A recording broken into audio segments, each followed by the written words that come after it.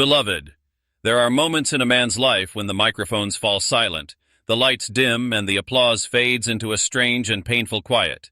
And in that quiet, a voice that once thundered across stadiums and television screens is left alone with memories, regrets, and questions that no sermon can easily answer. For decades, Pastor Creflo Dollar stood before millions as a symbol of certainty. His voice carried the conviction of a man who believed deeply in what he preached. Crowds filled massive auditoriums to hear him speak about faith, prosperity, and the power of belief. His sermons traveled far beyond the walls of churches, spreading through television networks, radio broadcasts, and countless living rooms around the world. To many believers, he was more than a preacher. He was a guide through financial hardship, family struggles, and spiritual doubt. His message promised something people everywhere longed to hear, that faith could unlock blessings not only in heaven, but here on earth. But behind the confident smile and the powerful sermons, there were always whispers. Whispers that followed him quietly through the years. Whispers about wealth, about influence, about the enormous empire built around a message of prosperity. At first, those whispers barely registered. The crowds were too large, the support too strong, and the belief too powerful. Every successful ministry faces criticism, and for many years Pastor Dollar brushed it aside with the calm assurance of someone convinced he was fulfilling his calling. Yet time has a way of changing things. In the early days, the church felt smaller, almost intimate. Stories from those who were there remember a young preacher filled with fire and urgency, someone who truly believed he had discovered a truth that could transform lives. His words were passionate, sometimes raw, often emotional. People felt that sincerity. The ministry grew rapidly. Soon, auditoriums were filled beyond capacity. Television cameras appeared. Donations increased. A movement was forming, one that blended faith with the promise that God's favor could be seen in material success. For many followers, this message was deeply comforting. It offered hope in a world where bills piled up, opportunities seemed distant, and dreams often felt unreachable. But for others, something about the message felt complicated, and those complications began quietly shaping the story that would follow him for years. As Pastor Dollar's influence expanded, so did the scrutiny. Reporters started asking questions about the prosperity gospel itself.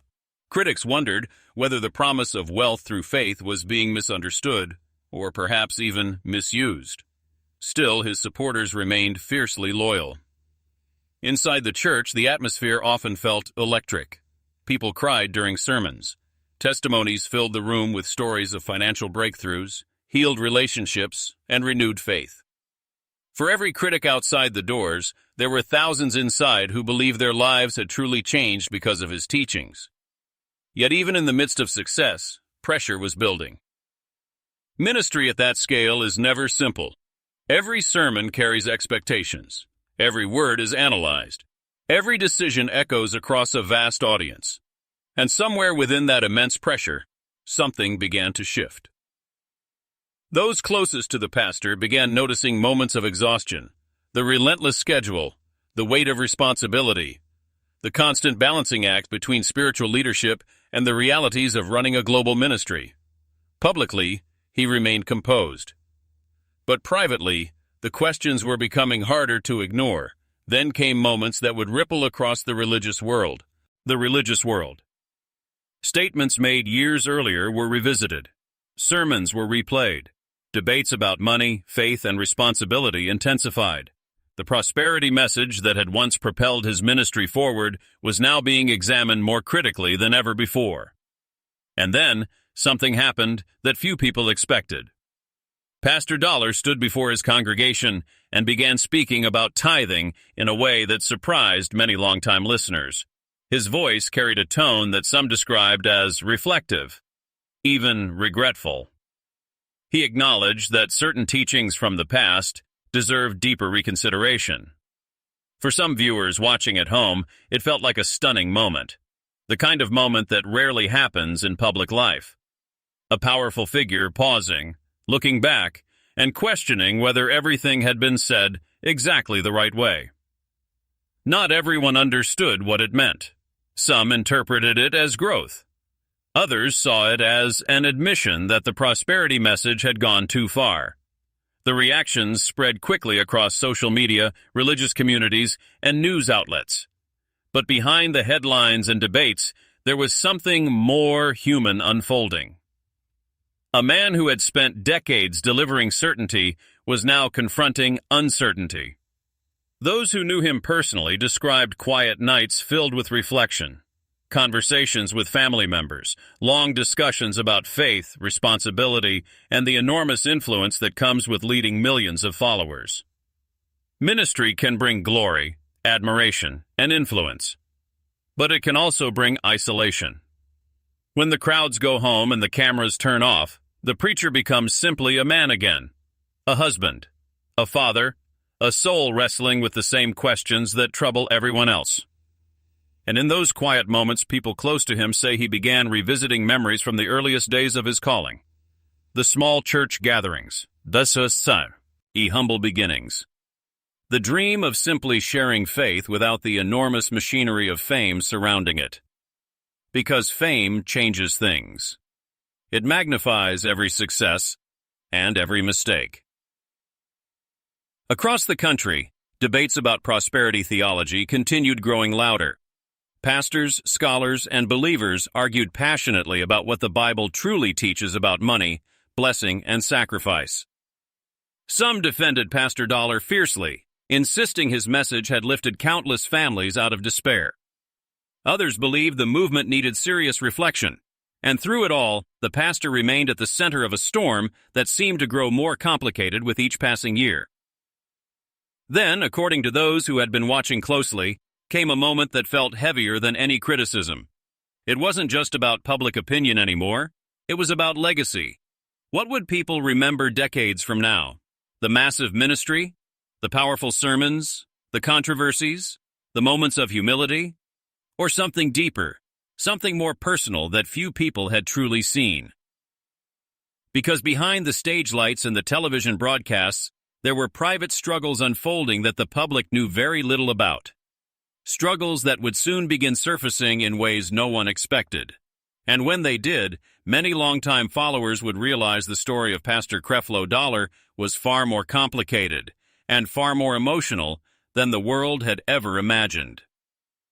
If you want me to continue the story, type continue. Continue. Legendary voices in faith are often remembered for their certainty, the thunder of their sermons, the power of their conviction. But what the world rarely sees is the moment when that certainty begins to tremble, when the man behind the pulpit quietly wonders if the message he carried for decades has left wounds he never meant to create. For Pastor Creflo Dollar, those questions did not arrive all at once. They came slowly, almost like shadows stretching across a room as evening falls. At first they were faint, barely noticeable. A private doubt here, a difficult conversation there. But over time, the shadows grew longer. People who had known him since the earliest days remember how different everything once felt. Back then, there were no massive arenas filled with thousands of people, no global broadcasts reaching millions of homes. Just a small community of believers gathered around a young preacher who spoke with raw sincerity. In those early years, faith felt simple. He believed deeply that God wanted to bless people, that struggle and poverty were not part of the divine plan, that through belief, discipline, and generosity, lives could truly change. And for many, they did. Stories poured into the church from families who claimed their financial situations improved after following the teachings. Others spoke about broken marriages healed, addictions overcome, and hope restored. These testimonies strengthened the message and pushed the ministry forward at a speed few could have predicted. Soon, the congregation grew into tens of thousands. The ministry became an empire of broadcasts, conferences, and global outreach. Pastor Dollar's voice reached people who had never stepped foot inside his church. In countless homes, his sermons played through televisions late at night as families searched for guidance. Yet with every new level of success came a new layer of pressure. Running a massive ministry meant managing staff, finances, travel schedules, and an ever-growing audience hungry for inspiration. Expectations were relentless. Every sermon had to inspire. Every appearance had to reassure. And for years, he carried that weight without letting it show. But even the strongest voices can be eager to crack when the questions refuse to fade. Critics had long argued that prosperity preaching blurred a dangerous line. They warned that linking faith with financial success could leave vulnerable believers feeling responsible for their own hardship. If blessings did not appear, some wondered whether their faith simply wasn't strong enough. For decades, Pastor Dollar defended the message passionately. To him, prosperity was never meant to be greed. It was meant to be empowerment. He believed people should expect good things from life and from God. Still, the debates grew louder. Television interviews became more intense. Journalists pressed him about the wealth surrounding high-profile ministries. Commentators compared pastors like him to other controversial figures in the prosperity movement, including the widely known televangelist Benny Hinn and the charismatic preacher Kenneth Copeland. These comparisons didn't always feel fair, but they were impossible to avoid. In the world of modern faith broadcasting, fame can arrive quickly and criticism even faster. And behind the scenes, the emotional cost of that criticism was beginning to surface. Close friends later described moments when the pastor appeared unusually quiet, not defeated, but reflective, as if the voice that had guided millions was now turning inward, asking deeper questions. During private conversations, he sometimes spoke about the heavy responsibility of influence. Millions of people had trusted his words. Millions had built their expectations around teachings he delivered with unwavering confidence. What if some of those teachings had been misunderstood? What if certain ideas had traveled further than he intended? Those questions lingered in the quiet corners of his life. Then one evening, during a sermon that many viewers would replay again and again, something unexpected happened. Standing before his congregation, Pastor Dollar began speaking about tithing and giving.